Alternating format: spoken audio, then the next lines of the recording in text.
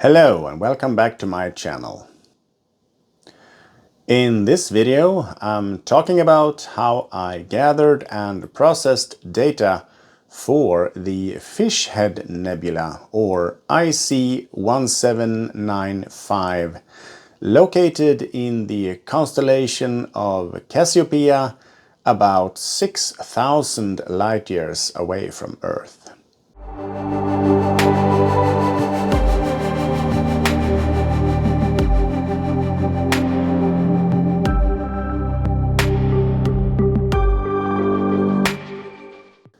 My name is Morten and you are watching Frost Astrophotography.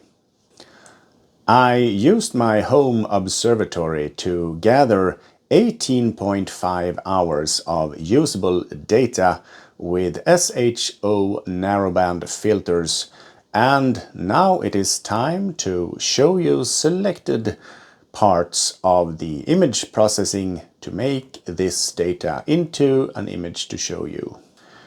If you want more in-depth knowledge, I have a step-by-step SHO PixInsight processing tutorial that you can watch, and I have included a link to that in the description of this video and at the end of this video as well.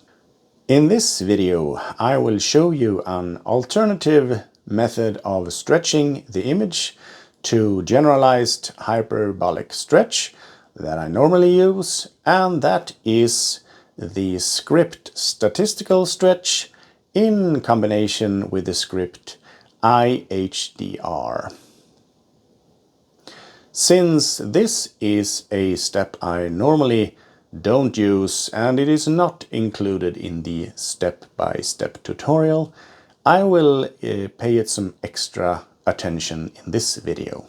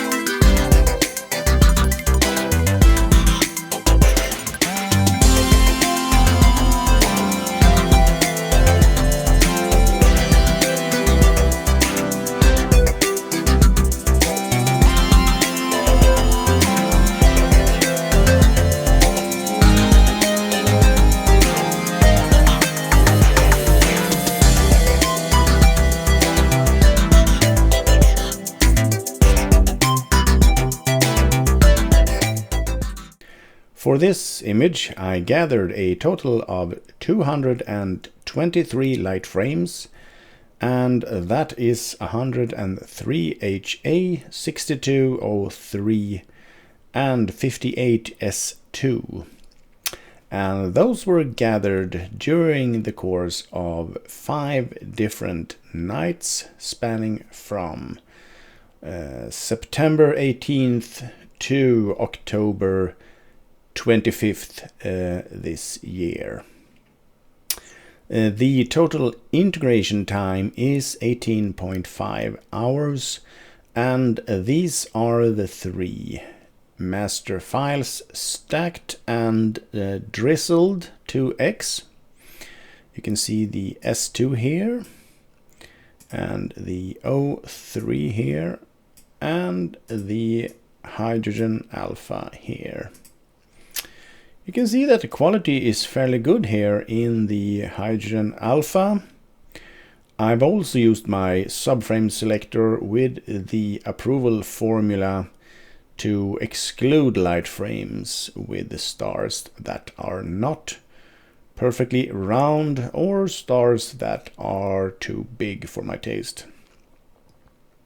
Although I didn't have to remove a lot of data in these sessions. In this video, I'm going to show you a few of the steps that I normally take. If you have watched any of my other imaging videos before, you know that I only show a selected steps of my processing and maybe quickly go through the other steps, maybe for one of the filters, just so you know the result. And if you want more information, you can look at my more in-depth processing tutorials. In the end of the video, I will of course show you the final result that I came up with. And now let's continue with the linear processing of this image. So the linear processing is as normal, I would say. I usually do a dynamic crop. For this data, it was barely not even needed because the data was gathered in a relatively short time period and the quality of the data was excellent, I would say. So the dynamic crop is just to eliminate any stacking artifacts. I did the dynamic background extraction. There's a lot of things happening here. You can see that we did get some results, but nothing much happened. I did a linear fit that you won't see anything on this image because I use it as a reference and the other filters are adjusted to the H-alpha. Then I ran through the blur exterminator, and here you will see the first signs of a noticeable result. The stars are very much smaller in this one, and the non-stellar objects here, the nebulosity has been sharpened a little bit. After that, I ran through the noise exterminator that works on the non-stellar objects, removing some of the noise in the image. That you can see here, if you compare these two, left and right, you will see that there's noticeable much more noise in the right one compared to the left one. So that is a very good tool. And the last step, I have run through the star exterminator to make it starless. And then I will stretch the stars and the starless version separately, something that I didn't do for a long time, but that I now feel works much better and is included also in my tutorial. This is the first with just the dynamic crop. And you can see a big difference here between the original one here and the last one with the noise exterminator, and then of course the starless version. The next step is of course to move over to the non-linear phase of the processing of this image. And if you have watched my processing guide, you will see that I now prefer to use the generalized hyperbolic stretch before the histogram transformation tool. You can use both of them, but that can be a bit hard to get started with. And I was watching a few videos, a View into Space YouTube channel, if you have seen Sasha, and I was looking at the combination of using the Statistical Stretch tool with the iHDR tool, or they are both scripts, should I say. And I was a bit interested in trying to test those out to see if I get a good enough result with those tools without having to spend as much time using the GAIS, or if there are situations where the data is so good that you don't really need to adjust it as much as you do with the GHS. So for this video, I'm going to go through the steps using the Statistical Stretch script and the iHDR script to complete a stretching of this H-alpha starless. So I'm going to make a copy of this. I will minimize this, and this is just screen stretch now. So I'm going to remove the screen stretch here. Then I will go up to Script, SETI, Astro. You will need to install that if you don't have it. And the Statistical Stretch. Now, as Sasha also points out, you can completely stretch it in this script if you want to, but as we are using the iHDR script as well after this one, we don't want the stretch to be too excessive. So make sure you select the right image. It will refresh the preview. You can change here if you want to stretch it more, then you just click preview refresh. You will see here in the preview window that it has stretched this image some more. And you might like it or not like it, but I am a big fan of just using a stretch that can be reused with about the same parameters. So I know that I can use a certain parameter in the script every time and I will get a similar result.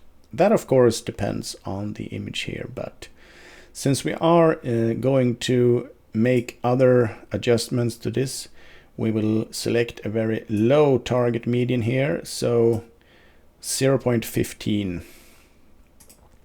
You can refresh the preview if you want to, but it's not really necessary. And we are going to give it a slight curve boost here at 0.05. That will increase the stretch a little bit. You want to keep the normalize and the link stretch checked for this, and you want to keep the automatic convergence also unchecked because that is the default settings.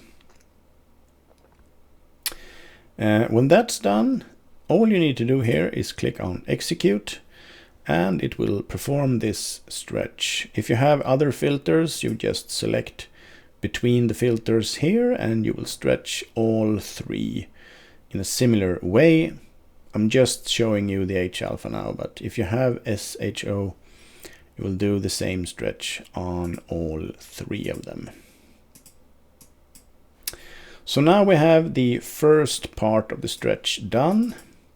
We can compare it to the one with the screen transfer function. You can see that I have stretched this now, but there is a lot more data that could be revealed here in these areas. And you want to have that data, I would say, depending on what type of image you are actually creating. So the next step is to go to Script again, Sketchpad and iHDR.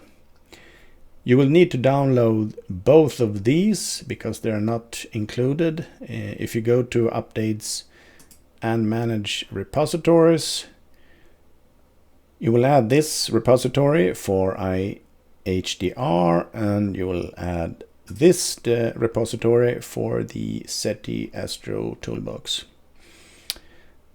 Then you will just check for updates and restart. If you are a PixInsight user, you are very used to this procedure. So we will open Script, Sketchpad and iHDR. And here you have some more settings. You could, of course, try out different settings here to see what kind of result you will get.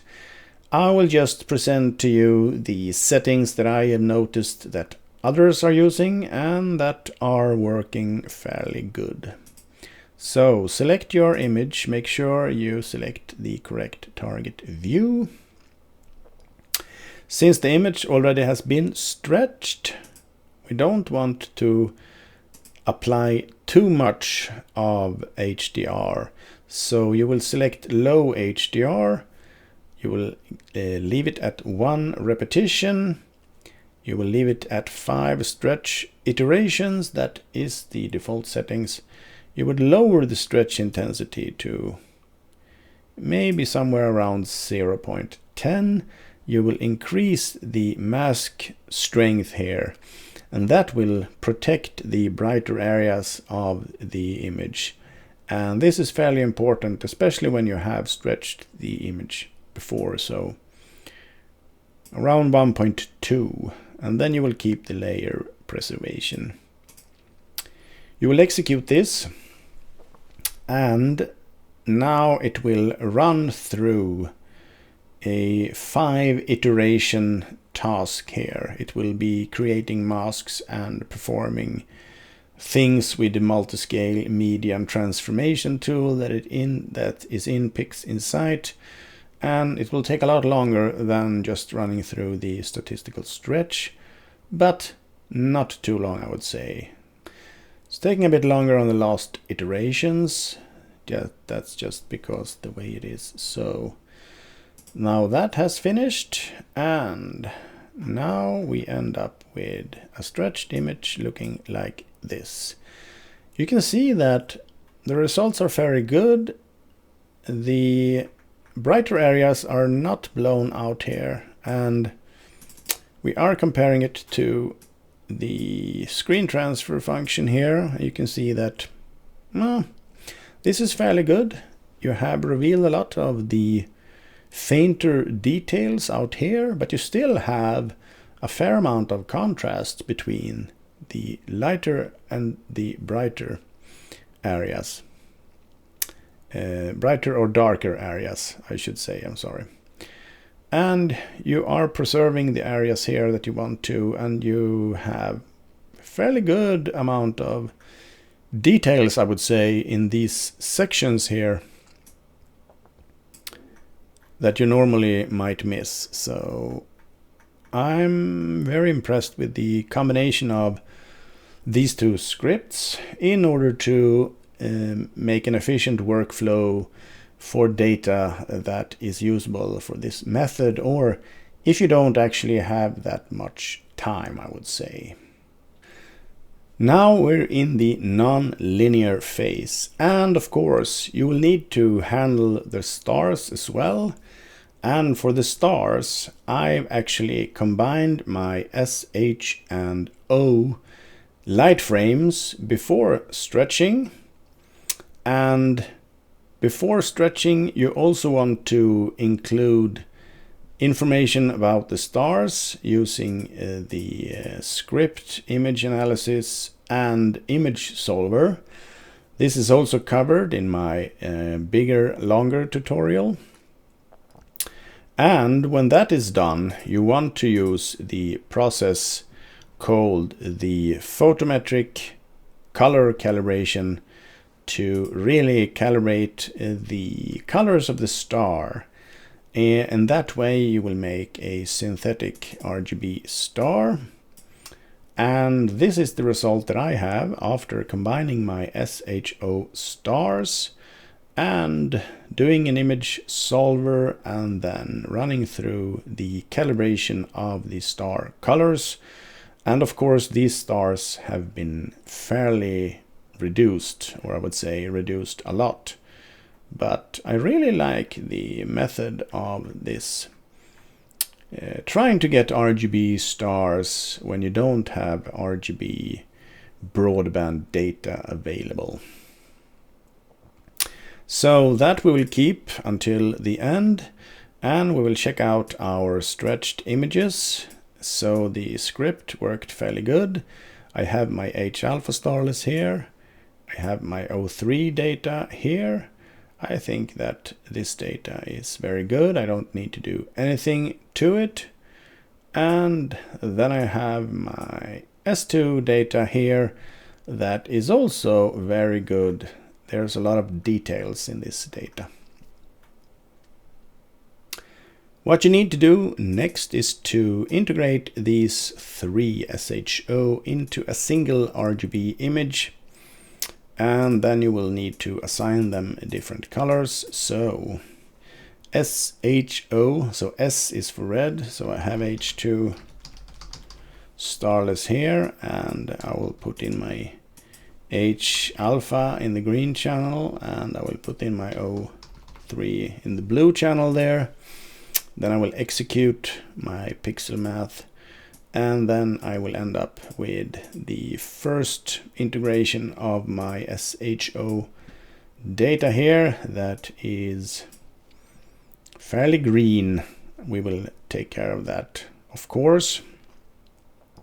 Continuing in the nonlinear phase, we have the first starless version of the SHO integration, and I run through SCNR, and that is to remove the green colors. You can also invert the image and then remove green from the inverted, and then you will get rid of magenta that you can see in a few places here in this image. We'll keep that. After that, I made some color masks, and I did the initial adjustment of the colors, trying to make the blue areas a little more blue, as you can see here, and trying to make the orange, yellow, red areas a little darker or a little more saturated, as you can see in this image here. Don't get too crazy in the first steps, otherwise you might end up with an image looking so wrong in the end. I will run through some sharpening of this image. I tend to not to over sharpen anything, but I want to have a little bit of a difference. The same with noise reduction. I want to get rid of some of the noise in the image here, as you can see in those two. If you can see something with the YouTube compression, but this is a little bit noisy, and the noise is removed in the image to the left here. I use TGV denoise in PixInsight. I think that does a good job. In this stage, I made a synthetic luminance channel using the H alpha, and I processed the synthetic luminance a little bit in order to increase the contrast and sharpness of that, and then I integrated my RGB image with the synthetic luminance here. As you can see, you gain a lot of sharpness and contrast that way. Maybe we should select an area with a lot of details. We will copy this over to this. You can see here on the left, compared to the right, you will have a lot more sharpness and contrast for these areas.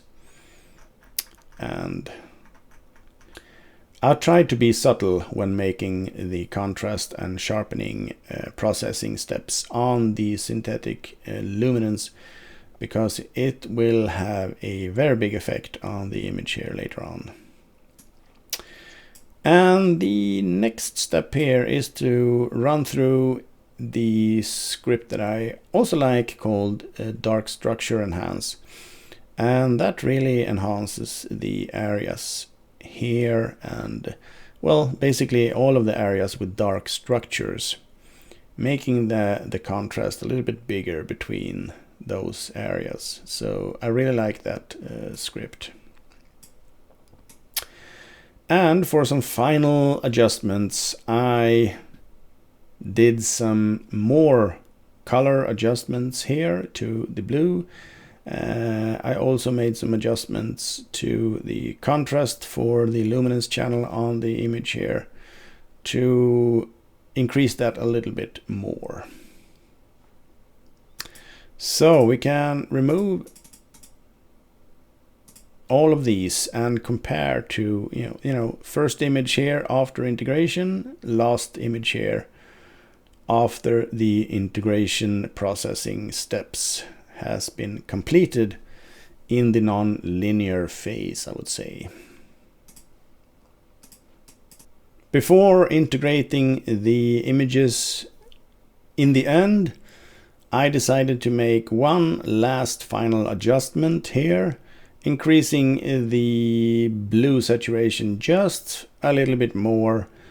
It's always a gamble, but when you integrate the stars and the starlets, it will also add some brightness to the image in general, decreasing this a little bit. And that's why I like to have it a little bit increased before performing the last operation. As some of you might also noticed, I had some residue from a star up here, or some artifact that was bluish. I also had that removed here with the clone stamp tool before integrating this, because it was bothering me a little bit. So the stars was also a bit more reduced. I don't like the stars overwhelming the final result of the image here, but I still like to have stars. I don't want to do starless images altogether. So after integrating, we have the SHO image of the Fish Head Nebula, a total of 18.5 hours with synthetic RGB stars. And I must say I'm very pleased with the result here. I did last season the Heart Nebula. You can see the bottom of the Heart Nebula here. You can see the middle Melot 15 here of the Heart Nebula. And then you have the fish head here, that is the centerpiece of this. But in my image of the Heart Nebula, I don't have any of the dust here. And that is for two reasons. I think this data is better, but my processing has changed a lot. And with the new stretching tools, both in GHS and in the Statistical Stretch and the HDR option, you will reveal a lot more of the dust and gas that are outside of the main attraction, I would say, if there is dust and gas there to be captured. So with this image I will leave you for now, and I have a few more objects that are already gathered with my home observatory here at 63 degrees north, and I will make videos for those pictures soon, and hopefully this season will continue as it has started, and I will be able to get a lot more data and more images for you. That means more videos, of course. And if you have any suggestions whatsoever on any videos that you would like to see me do, please leave me a comment or contact me and I will see what we can do about that.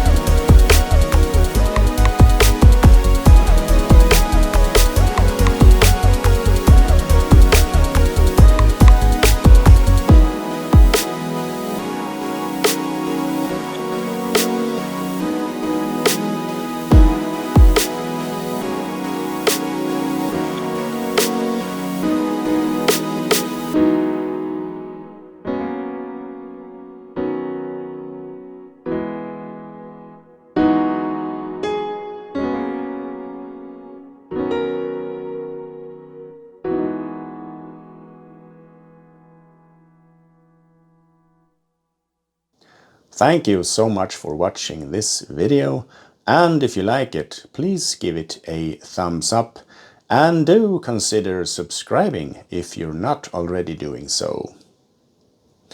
If you want to support the work with these videos, there is an option listed in the video description that you can use. Until the next video, I wish you have clear skies.